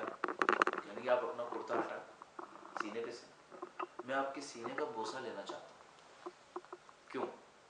کہنے کہ میں نے آپ کے نانا کو دیکھا ہے وہ آپ کے سینے کا بوسہ لیتے ہیں, میں آپ کے سینے پہ اس جگہ بوسہ لینا چاہتا ہوں جہاں آپ کے نانا لیتے ہیں. سید الشہداء نے ابا ہٹائی, کرتے کا گریبان کھولا, انہوں نے سینے کا بوسہ لیا, روتے ہوئے چلے گئے. سید الشہداء نے کہا ساتھ کیوں نہیں لیا؟ بھائی تم میرے سینے کا بوسہ لے کے اللہ کے رسول کی یاد تازہ کر رہے ہو, میرا خون بہنے والا, میرا ساتھ نہیں دیتے؟ ساتھ بھی تو دو. مقدس سمجھتے ہیں, ساتھ نہیں دیں. ایک اور تشریف لائے, انہوں نے کیا, اللہ کے رسول نبی کا نواسا کھڑا ہوا ہے مقابلہ کرنے کے لیے. کہا میں جاؤں گا کربلا, میں جاؤں گا مقابلہ کرنے کے لیے. کہا میں مکہ میں رکوں گا. سید الشہداء کہہ رہے میں جاؤں گا مقابلہ کرنے کے لیے. انہوں نے کہا میں مکہ میں رکوں گا.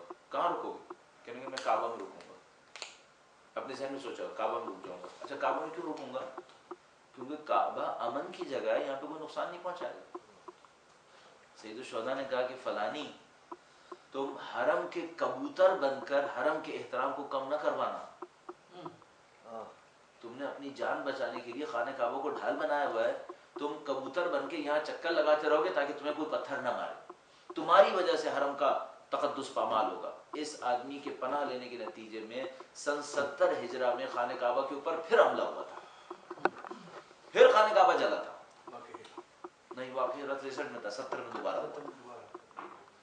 70 یہی آدمی تھا جس کو نبی جس کو سید الشہداء نے کہا تھا کہ تم حرم کے کبوتر بن کر حرم کے تقدس کو پامال نہ کرنا. اور اس کے بعد ایک عجیب جملہ کہا تھا, کہنے لگے میں حسین اگر پتہ ہو کہ مرنے والا ہوں اور خانہ کعبہ سے ایک بالش, شبر کہتے ہیں عربی میں بارش کو, ایک بالش دور جانے کا موقع ملے تو میں ایک بالش دور جاؤں گا, اور اگر 2 بالش دور جانے کا موقع ملے تو میں 2 بالش دور جاؤں گا تاکہ خانہ کعبہ کا تقدس پامال نہ ہو.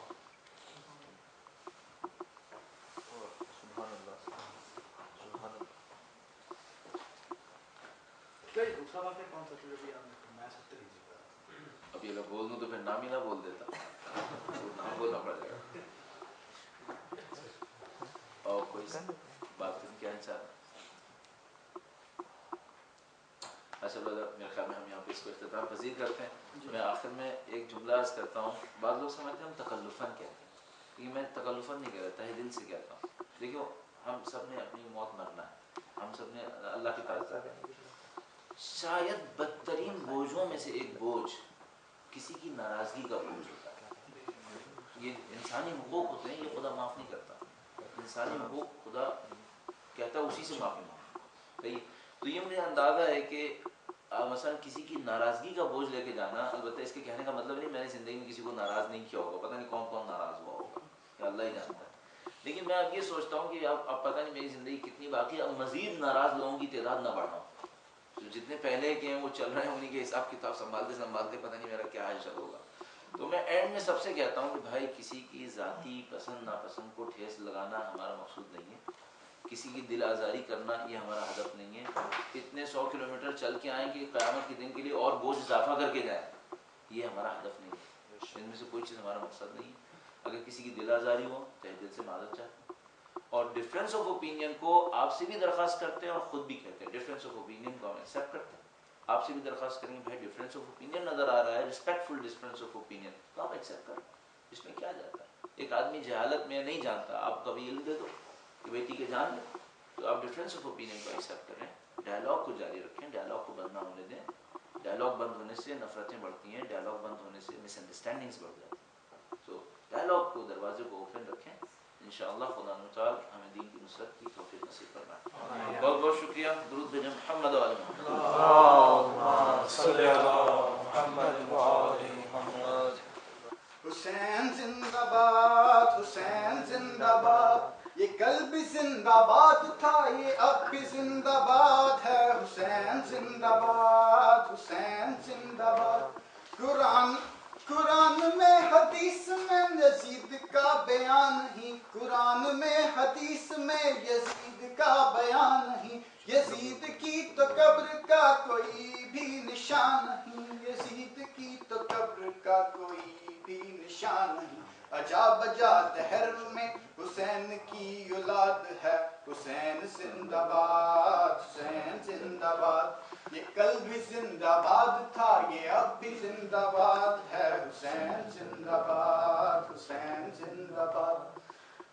ہر ایک شریف ذہن سے یزید اتنا گر گیا, ہر ایک شریف ذہن سے یزید اتنا گر گیا. کسی نے اپنے لال کا یزید نام نہ رکھا, کسی نے اپنے لال کا یزید نام نہ رکھا. یہ کل بھی زندہ باد ہے, یہ اب بھی زندہ باد. حسین زندہ باد, حسین زندہ باد, حسین زندہ باد, حسین زندہ باد. یزید والے تخت پہ نصیب کے خراب ہیں, حسین والے قید میں بھی رہ کے کامیاب ہیں. حسین والے قید میں بھی رہ کے کامیاب ہیں. حسینیت کی ٹھوکریں یزید اور زیاد ہیں, حسینیت کی ٹھوکریں یزید اور زیاد ہیں. حسین زندہ باد, حسین زندہ باد. یہ کل بھی زندہ باد تھا, یہ آج بھی زندہ باد ہے. حسین زندہ باد, حسین زندہ باد. یزید 1,00,000 ہو مقابلے پہ غم نہیں, یزید 1,00,000 ہو مقابلے پہ غم نہیں. حسین والا ایک ہو تو لشکروں سے کم نہیں, حسین والا ایک ہو تو لشکروں سے کم نہیں. حسین کو بس فاطمیوں پہ اعتماد ہے, حسین کو اپنے ساتھیوں پہ اعتماد ہے. حسین زندہ باد, حسین زندہ باد, حسین زندہ باد, حسین زندہ باد. پاروں کا غریب دیتے ہیں پرسا تمہارے پیاروں کا. غریب دیتے ہیں پرسا تمہارے پیاروں کا. سلام ان پر جنہیں شرم کھائے جاتی ہے, کھلے سروں پہ اسیری کی خاک آتی ہے. سلام بھیجتے ہیں اپنی شاہزادی پر کہ جن کو سونپ گئے مرتے وقت سرور. مسافرت نے جسے بے کسی یہ دکھلائی, نثار کر دیے بچے نہ बच सका भाई, सकीना बीबी तुम्हारे गुलाम हाजिर हैं, सकीना बीबी तुम्हारे गुलाम हाजिर हैं, बुझे जो प्यास तो अशकों के जाम हाजिर हैं, बुझे जो प्यास तो अशकों के जाम हाजिर हैं, सलाम खाक नशीनों पे सोगवारों का, गरीब देते हैं पुरसा तुम्हारे प्यारों का, सलाम खाक नशीनों पे सोगवारों का। सलवात पढ़ते हुए